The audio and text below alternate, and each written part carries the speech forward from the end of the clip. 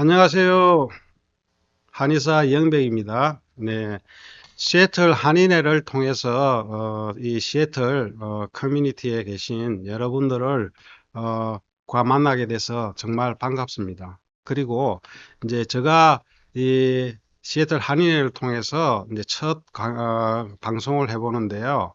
이번 그 주제는 건강한 습관이란 거. 그걸 주제로 해서 또 한 5가지의 소제목을 가지고 매 시간 여러분을 찾아뵙도록 하겠습니다. 어, 뭐, 이번 거는 한 시즌 1으로 해가지고 한 12강 정도로, 짧게 짧게 소제목을, 어, 같이 나누면서, 진행을 하도록 하고요. 일단 소제목에 대해서 제가 생각을 해본 게, 우리가 보통 생활하면서 그 의학 용어에 대한 것이 좀 이렇게 많이 혼돈이 있을 경우가 많아요. 그 부분에 대해서 좀 해설을 좀 가해드리고, 그 다음에 이제 개인적으로, 이게 지금 아프거나 내가 좀 문제가 있는 것 같은데, 병원을 가야 되느냐? 안 그러면 이게 이머전시 부분이냐? 그리고 안 그러면 내가 좀 혼자 관리하면서 봐야 되는 것인지, 이런 부분에 대한 그런 거에 대한 자가 진단법에 대해서도 조금 소개해 드릴까 합니다. 그리고 이제 두 번째로는, 관심 많은, 제가 또 한의사니까요. 그 약초, 그리고 한약에 대한 이는 좀 상식적이고, 그리고 또 좀 재미난 부분까지 터치를 하면서 해설을 좀 할 것 같고요. 다음으로는 항상 우리가 같이 동반자 같이 생활하는 이 통증 부분에 대한 관리, 특히 몸 인체에서 여러 군데 있지만 많이 발생하는 것이 목하고 어깨, 허리 부분인데요. 그런 부분을 중심으로 해서 우리가 스스로 어떻게 통증을 관리할 수 있을까 하는 그 부분에 대해서도 이제 조금 이야기하고요. 통증 원인과 통증의 어떤 부위, 그리고 관련된 그 인체 구조, 또한 그 어떤 방법, 특히 뭐 지압이 있을 수도 있고, 뭐 온열요법이 있을 수도 있고요. 본인이 할 수 있는, 그리고 가족이 도와줄 수 있는 그런 요법에 대해서도 조금 설명을 드릴까 합니다. 뭐 그리고 이제 두 가지 소 주제는 아무래도 먹거리랑 그 우리의 운동이겠죠. 운동을 함으로 해서 근력을 유지하고, 그 다음에 심장과 폐 기능을 잘 관리하고, 그래서 삶의 질을 항상 좋은 상태로 유지하고, 먹는 거는 크게 뭐 약같이 이렇게 큰 효과는 나지 않아도 오랜 동안 잘 먹고 균형 있는 영양을 섭취함으로 해서 우리가 심각한 상황에 가지 않도록 할 수 있는 것이 우리 식단이고, 그리고 균형된 영양입니다. 그런 부분에 대해서 매 시간 조금씩 나눠서 설명을 드리도록 하겠습니다. 오늘은 첫 시간이니 이 방송은 이제 어떻게 저 여러분과 같이 만나게 되느냐 하면, 여기에 레인시티 TV라고 있습니다. 그 유튜브 채널인데요. 그 채널을 통해서, 그리고 또, 시애틀 한인 채널, 그 방송 채널이 있습니다. 그 두 채널을 주로 해서 이 영상들이, 제공될 것이고요. 음, 저 개인적으로는 아직 그런 채널을 어, 부분이 없기 때문에 그 두 채널을 통해서 저를 만나 뵐 수 있다고 어, 말씀드리고 싶고요. 각 강의는 일주일에 한 번, 뭐 여러분이 좋아하시면 뭐 두 분도 갈 수 있겠지만 기본적으로 현재는 저 일주일에 1회 정도로 지금 예정을 하고 있습니다. 예, 많은 성원을 부탁드리고요. 그리고 이 방송을 할 수 있게끔 도와주신 시애틀 한인에 감사 먼저 드리고 이제 첫 강의를 시작해 보겠습니다. 먼저 의학 용어에서 많은 분들이 혼돈을 일으키는 부분이 있는데, 그게 이제 제가 한의원을 운영하면서 보면 염증과 감염에 대한 용어 자체가 조금 혼돈이 있는 것 같으세요. 그래서 그 부분에 대해서 조금 더 상세하게 제가 해설을 좀 할까 합니다. 음, 먼저 염증은 감염과 달리 어떤 병원체가 우리 몸에 들어와서 된 게 아니고 우리 인체에 그 손상이 일어나는 경우, 예를 들어서 이제 외상, 특히 이제 운동을 하다가 다친 그런 외상이 있는 경우 인체 조직이 이제 손상이 오죠. 데미지가 오면은 그때 생기는 것이 염증 반응이죠. 그게 이제 우리가 염증 반응을 어떻게 보냐면 이제 벌겋게 일어나죠. 그리고 붓고 열이 나고 아픕니다. 그러다 보니 거기에 기능이 상실되게 되고 이런 과정들, 그 현상들을 염증이라고 저희들이 의학적으로 이야기합니다. 그러니까 외상에 의한 부분도 있을 수 있고 자가 면역 질환에 의해서 인체 내부에 조직 세포가 손상이 돼서 오는 염증이 있을 수도 있고 그 다음에 뭐 또 다른 화상을 입어도 염증이 일어나죠. 그래서 화상 같은 경우도 이제 염증이 일어나지만 2차 감염이 올 수는 있죠. 세균이 글로 그 피부가 그 손상이 돼서 없는 그 경우에 병원체가 들어와서 2차 감염이 일어날 수 있지만 그거는 감염 부분이니까 그건 다음 시간에 제가 말씀드리도록 하겠습니다. 그리고 이 조직된 손상된 이 조직을 우리가 어떻게 바라봐야 되냐 하면 일단 현상적으로 말씀드리면은 이 면역 세포가 우리 손상된 조직을 회복하기 위해서 일어나는 재현상들의 부가물들인데요. 예를 들어서 이제 면역 세포가 손상된 부위를 가기 위해서는 이 혈관이 이렇게 확장이 돼야 됩니다.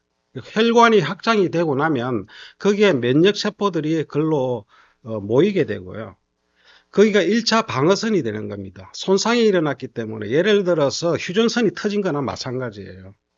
그쪽에 빨리 방어를 하러 가야 되고 그 방어하러 가는 과정이 수송로가 이게 바로 혈관입니다. 혈관을 통해서 가고 그리고 그 가니까 혈관이 열려서 가니까 그게 피가 몰려서 벌겋게 그 피부색이 변하죠. 그리고 붓고 그리고 면역 세포들 간에 서로 신호를 보내기 위해서 생기는 이 화학물질들이 있는데 그 중에 보면은 통증 물질도 같이 분비가 되게 되어 있습니다. 그래서 아프게 되고 또 아프니 사람은 아 여기가 아프구나 하면서 또 그 기능을 제한함으로 해서 좀 더 파괴가 되지 않게끔 보호를 할 수 있는 그런 상태로 유지하게끔 그렇게 하기 위해서 통증이 또 2차적으로 그런 유익을 주기 위해서 생기는 것으로 있습니다. 통증을 느낀다는 것이 안 좋은 거지만 통증은 우리를 보호하기 위한 하나의 또 메커니즘이라고 보시는 것도 맞는 부분입니다. 그래서 그런 염증이 일어나는 부분에 대해서 이제 원인 그리고 어떤 문제 그것이 어떻게 전개가 되는지 이제 거기에 대해서 조금 더 설명드렸는데요. 보통 우리가 뭐 발목을 접었다. 그랬을 때 확 부었다가 가라앉는데 보통 한 일주일 정도 걸립니다. 근데 이제 제일 큰 문제가 외상인 경우, 외상에 의한 염증인 경우는 아, 이거 병원에 빨리 가봐야 되느냐 말아야 되느냐. 그래서 이게 뼈에 손상이 왔느냐 안 왔느냐. 그거는 이제 어떻게 판단을 해야 되냐 하는 부분이 생기는데, 그거는 이제 조금 더 강의를 진행하고 우리가 통증 관리에 있어서 어떻게 해야 되느냐 하는 부분에 갔을 때 제가 좀 더 상세히 설명드리도록 하겠습니다. 그런 이제 부분을 보고 이제 염증이 있을 때 병원에 가면 항상 이제 냉찜질을 하라. 이렇게 이야기를 많이 하는데 한의사들 한의학적인 관점에서 봤을 때는 냉찜질만이 꼭 해야 되는 것은 아니라고 이야기합니다. 그 이유가 냉찜질은 어떤 목적에 의해서 냉찜질을 해야 하느냐, 그것이 어디에 연관이 되어 있냐면은 염증이 일어나는 현상을 다시 한번 돌이켜 보면 왜 냉찜질을 해야 되는가 하는 것에 대한 답이 나와 있습니다. 이게 면역 세포, 면역 체계가 손상된 부위로 그 면역 세포를 보내기 위해서 거기에 피를 보내는 과정에서 혈관이 열리는데, 만일 거기가 찹다 그러면 혈관을 수축시켜 버립니다.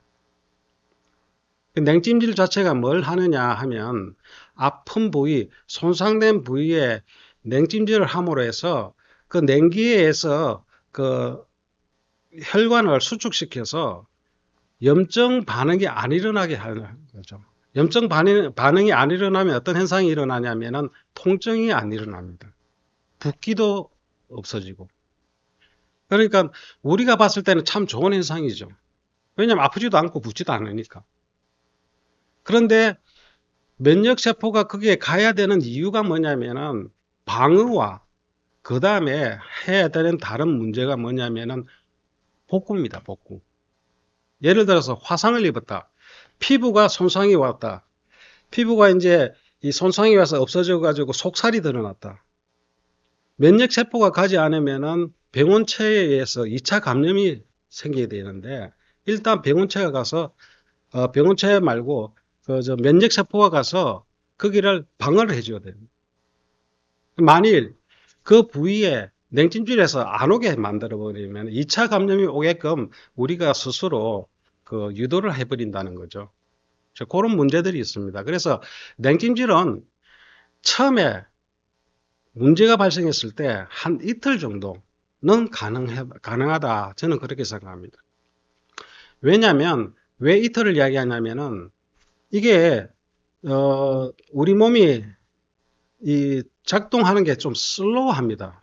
모든 게 화학 반응이라든지 이런 신경세포, 신경계는 굉장히 빠르게 움직이지만 그 외 부분은 이 화학 물질에 의해서 우리가 반응을 하기 때문에 이 반응 과정들이 굉장히 늦거든요.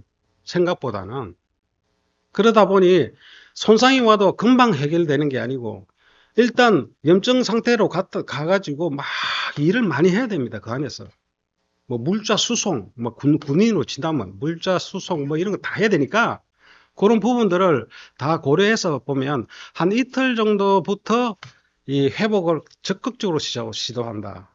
그러니까 그 안에 좀 아픈 거를 참고 싶다, 아프지 않고 싶다 할 때는 냉찜질을 그 안에 좀 하시되, 한 이틀 정도 지나고 나면 온찜질을 하든지 해가지고 이 혈관이 열리게끔 해주셔야 됩니다. 그래야 회복이 빨라지고 회복이 잘 되게끔 해주는 거죠. 그 부분을 대해서 조금 제가 꼭 강조하고 싶습니다. 항상 냉찜질을 강조하는 현대의학과는 좀 달리 한의학에서는 온찜질을 좀 더 권한다. 그리고 제가 임상적으로 많이 해보지만 냉찜질을 오래오래 한 분들은 이게 굉장히 휴증이 오래 남고 빨리 안 나아요. 그리고 어떤 현상이 주로 드러나냐면은 냉찜질을 오래 한 분들은 발목 같은 경우에 예를 들어서 뼈었을 때 냉찜질을 오래 한 분들은 발목이 부어 있습니다. 계속. 그게 몇 년 지나도 부어 있는 분들이 있어가지고 저희한테 온 경우도 있어요. 그런 분들은 꼭 물어보면은 냉찜질을 굉장히 오래 한 분들입니다. 그래서 그런 부분들을 조금 고려하셔가지고 회복기에는 이틀 정도 지난 회복기에는 산소와 영양 공급이 계속 돼줘야 됩니다. 그래야 손상된 세포들이 재생을 하고 새로운 세포들이 생기고 해서 그 부위에 깨끗한 치료가 일어날 수 있게끔 하는 겁니다.